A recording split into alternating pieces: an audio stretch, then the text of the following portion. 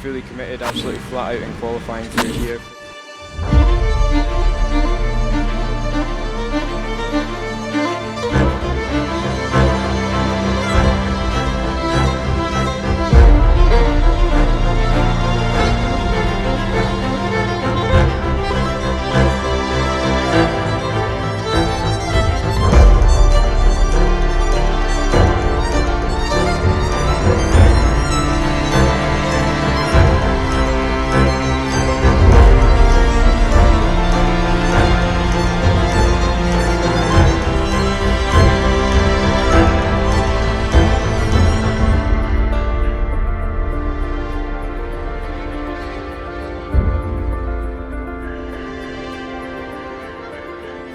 Fully committed, absolutely flat out in qualifying through here, 5th gear, almost in the limiter.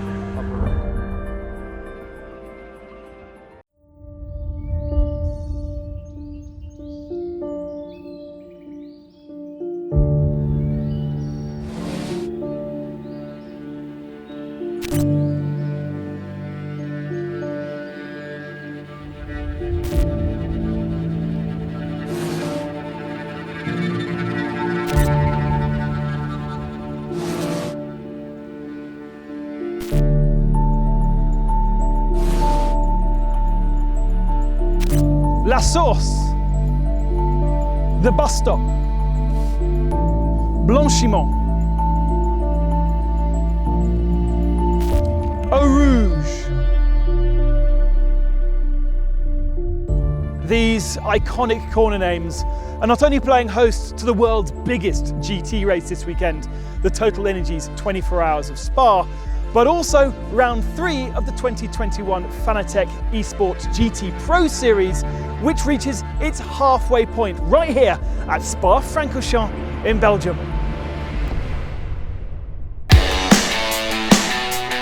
24 stars of this weekend's twice around the clock enduro must first compete virtually for real-world Fanatec GT World Challenge powered by AWS Teams Championship points on Assetto Corsa Competizione.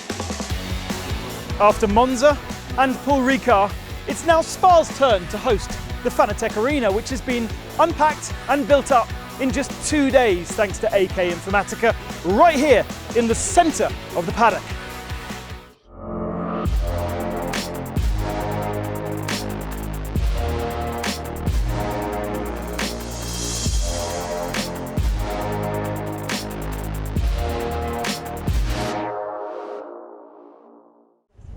And the 2 previous 60-minute encounters have been epically dramatic. A victory and a class podium thanks to Arthur Rougier has helped Emile Frey to 4 Teams Championship points. Whilst victory last time out for Team WRT and Kelvin van der Linde has given these guys an extra 3 Teams Championship points.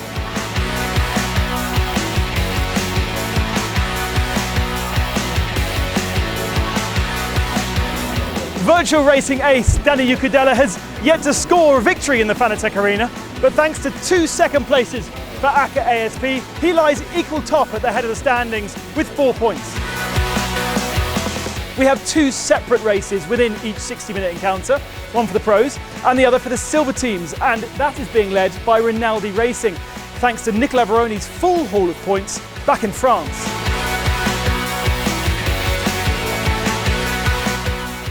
Ryuichi Tomita collected maximum points for WRT's silver team in Italy. And Perez Compact's double podium has contributed 3 more points to Mad Panda's real-world team score.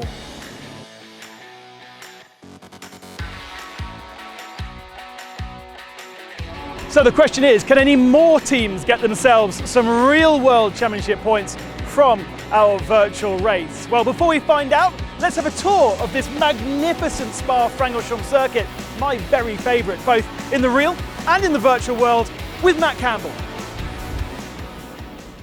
Matt's driving one of the coolest liveried cars out there, the GPX Martini Racing Porsche. And Matt, you're a bit of a sim racing fan at home as well as here, right?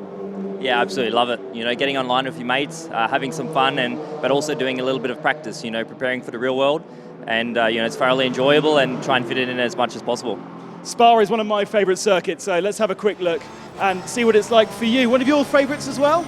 Yeah, for sure up there. Definitely in the top 10, that's for sure. It's a very famous track, but coming up to La Source, and one of the most important parts of the track, I think, because obviously on a good day, a Rouge is flat, and it's all uphill run, so very important to get a good exit out of La Source and up for a Rouge. And instantly you'll see as we switch between the two cameras, gear changing in exactly the same place, curbs exactly the same place. You really have transferred your skills from the real world into the sim and vice versa. Yeah, very much so. I mean, the techniques and the way you attack the corners are exactly the same, the lines, the way you use the curbs. So the realism in this fact is very, very accurate. Okay, coming up to the more technical part of the lap, coming off the older section of the lap and onto the newer, but built in 1985, so not really that new at all, and lots of curb munching.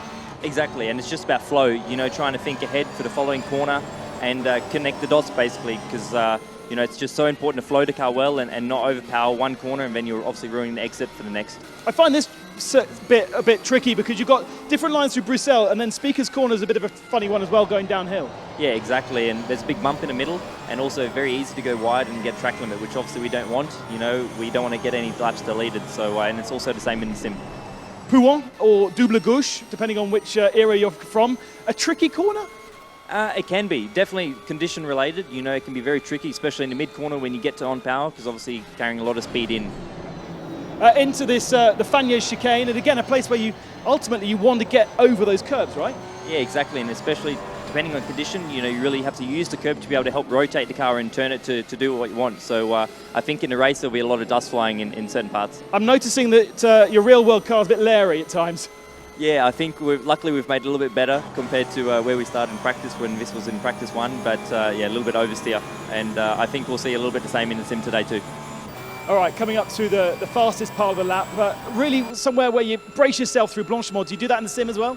I mean, a little bit, depending on how loose the car is for sure, but Blanchimont flat out, and you know, now coming up to the last chicane. Make a little mistake here on my good lap on the left-hand side in the real world, but yeah, very tricky last chicane, you know, making sure that you don't run too deep and then obviously get a good exit out of the last corner. And the blast to the line, and look at the time, 0.02, that's insane, Matt. Yeah, I mean, it's absolutely impressive. I mean, you know, it's obviously quite hard in the real world to do such fast lap time, but also on the sim, it's quite difficult as well. I can't wait to see you guys racing this. Head off to your sim. I'm going to head to the commentary box. Thanks very much.